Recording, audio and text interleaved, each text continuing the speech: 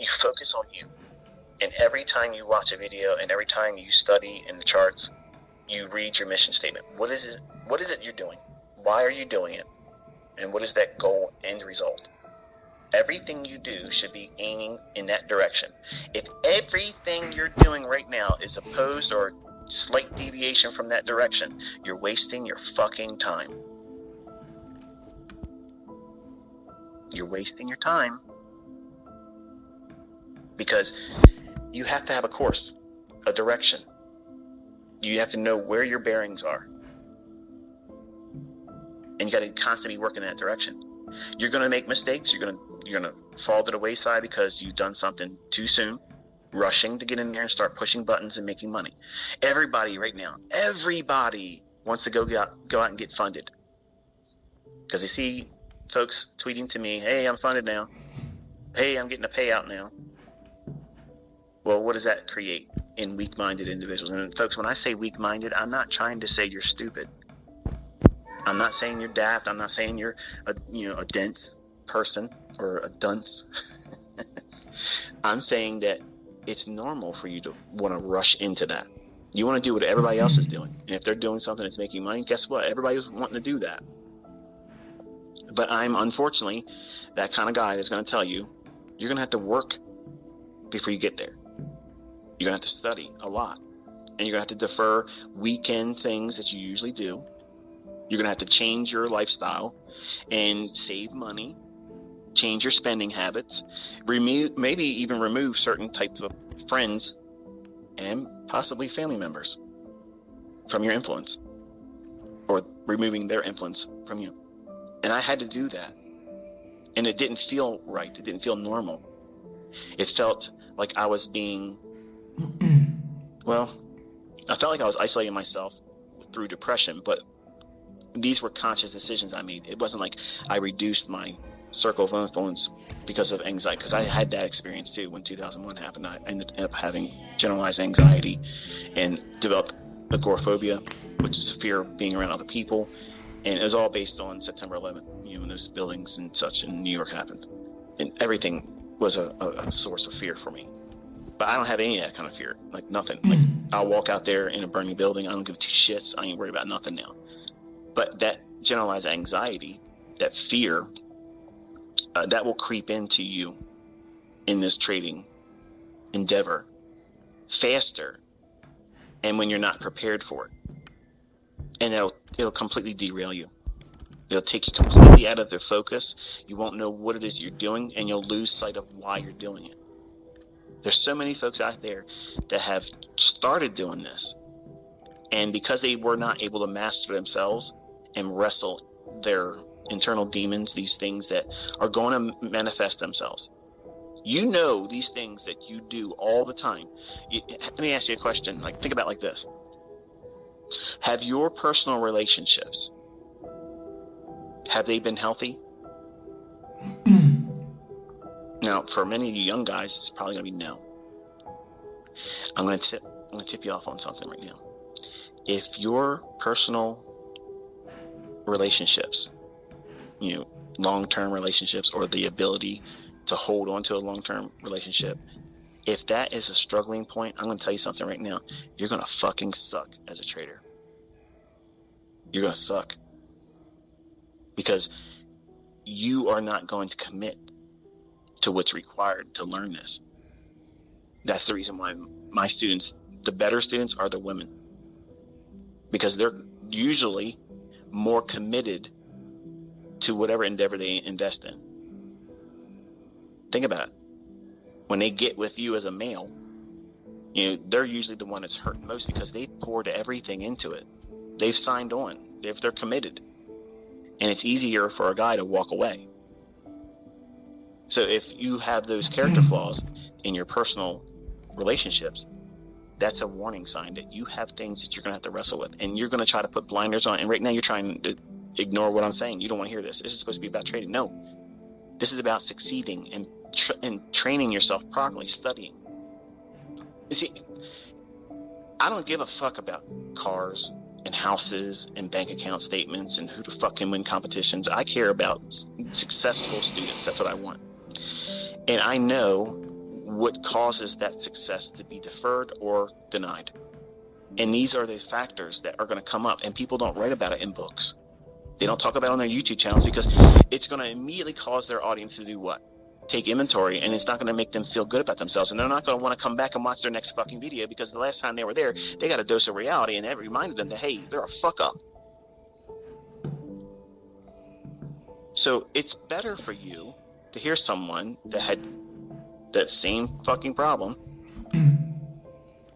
and how I fixed it. I owned it. It was the responsibility of my own. I made those mistakes. I had problems.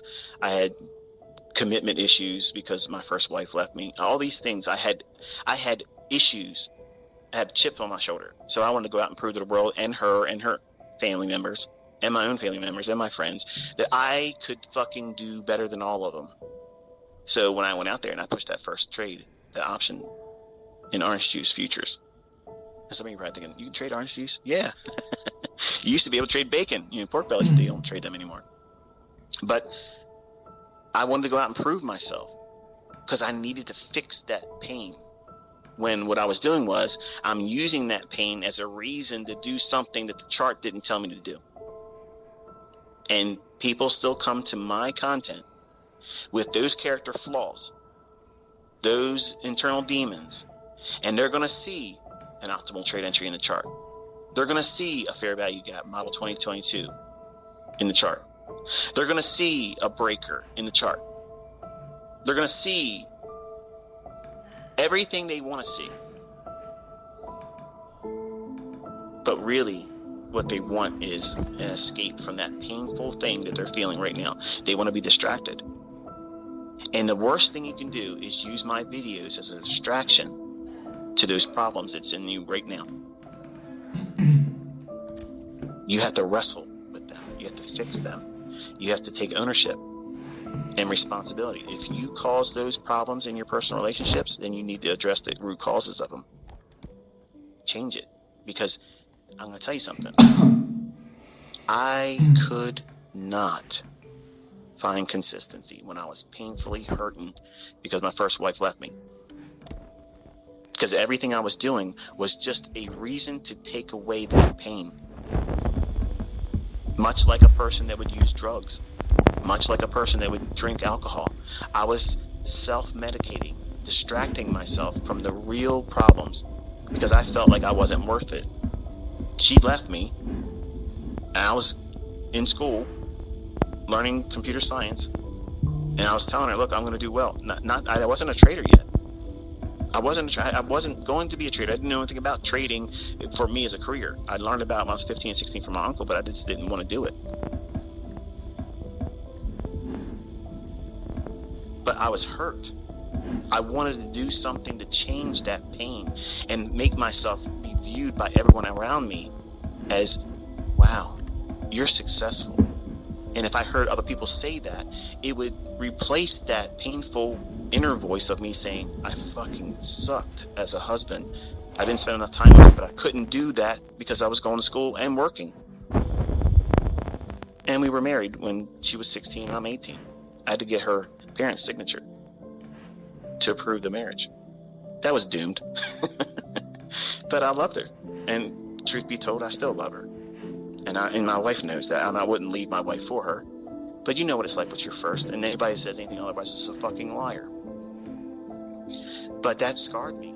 And I wanted to fix that so bad. And I was willing to do anything. And any kind of monetary loss, hey, the fuck's that? I just lost my wife. How much more could I lose? Money, that's replaceable. I can't get my wife back. So for my first 6 years, I wrestled with that stuff. I couldn't fix it. I couldn't get through it. No book worked for me. No course worked for me. Everybody fucking failed me in my eyes as a mentor. Now, once I was able to fix those character flaws, then I was teachable. Now think about that. Because this is a really hard question. And a lot of you know this is true and you've ignored it and you tried to pretend it wasn't real for you. But are you really, at this moment right now, are you in a position to be taught effectively? Or do you have something in you that's broken that's going to prevent you from really being diligent and suffer the normalcy of the ebbs and flows of winning and losing while you're learning how to do this? Because I'm going to be honest with you, I think the majority of you are not. And that's the reason why I talk to you the way I talk to you, because I had to endure it too. And I have a lot of students, and they're very honest with me, and they wrestle with these things too. And when they finally get through that, they forgive themselves. They forgive the people that hurt them. Like, I forgive my wife. My wife, when I say my wife, my first wife, I often think, and I had conversations with my wife several times when we have drives together. I'm like, what are you thinking right now? I said, if I can be honest with you and you not get angry, I'm thinking right now, I wish my wife could see me right now. Because when she left, she didn't believe that anything I was going to ever do was going to be successful. Because she was a kid, just like I was. And she heard my same uncles and aunts and such talk down to us. Well, talk down to me saying, oh, it's a pipe dream. You're going to be working just like the rest of us. So if you doubt it, and in the person you're married to's own family members tell you in the witness of your own attention that person you're married to isn't going to be successful too, you're young and impressionable. So all of that weighed on her heavily. And she was sexually abused and she was 8 years old. All of those things. She had a lot of mental baggage, and it was easy for her to do what? Just escape. Cut her losses short. And I just want her to see you were wrong. But I don't want her to notice that. Going through that at the moment, then that was hard. Like, I didn't want to do anything. I didn't want to hang around my friends. I didn't want to do shit. I stopped working out, and it was this depression. And the only thing that motivated me was, you know what? Fuck computer science. Fuck that.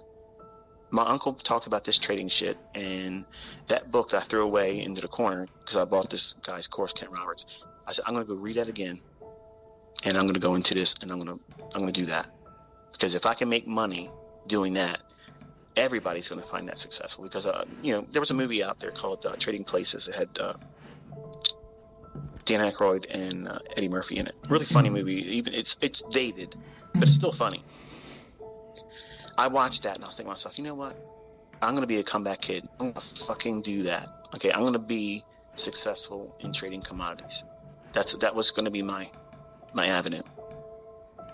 Now, I didn't have what you have available to you. And I'm not saying just me as a mentor. There's so many resources that's for free right now that you can tap into for information. Now, I'm not talking courses because a lot of that bullshit doesn't work. But resources at your fingertips. The thing I'm holding in my hand right now, talking into, this stupid ass fucking cell phone that I can't stand carrying around, it has more information and ability to do things that 25 years ago, our own president couldn't have this much control and power over. And he was the president. So it's amazing what technology has developed in recent years and decades. But I needed to feel good about myself. So I went from trying to replace a painful feeling of loss, depression, and self-worth being next to none, to I got to stop thinking like that and focus on the target. What am I trying to do here? Because if I'm just trying to replace a bad moment or feeling right now, maybe you're in a failed relationship. I have several women in my mentorship that some of them started the mentorship together with their male counterparty, and they separated.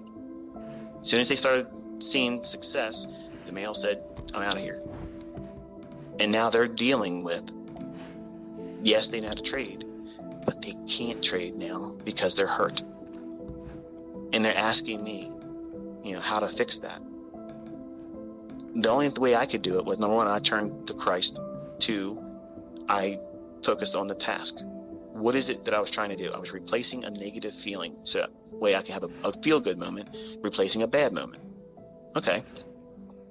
So how do you do that? Well, your mind can only focus on one thing. And being bipolar and obsessive, my mind races 1,000 miles an hour, and there's dozens of thoughts that are wrestling to try to be the one in the front of the line. And it's very difficult for me to focus like that. And you've probably seen it in this discussion too, because I'm all over the place. But hopefully you get what I'm saying here in the grand scheme of things. You have to focus on that mission statement. Why are you doing this? Why are you listening to me? What do you hope to gain from that? Have you seen something in the things that I've taught or my students that make you want to do that too? That's what you latch on to. You do not look at it as, I'm going to go in here every day because I'm pissed off about where I work at. I didn't get that raise. Fucking Carl, he's got, employee of the week. He's parking in the front. You're pissed off about that. Everybody is, giving you some sort of reason off. So now you have resentment. You want to go in and you want to have a feel-good moment. You want to hit the lottery. So you're wanting to go in and trade on that reason alone. It may not be something simple and trivial as what I'm trying to be here, but there's something in your head at the moment, right now, that's motivating you to want to make money right now. Not just the necessity of making money. Everybody has that. Even me. I have bills. But there's something driving you that's causing the rush. Not the rush of feel good, but the impatience factor. That impatience factor is what is going to undermine you.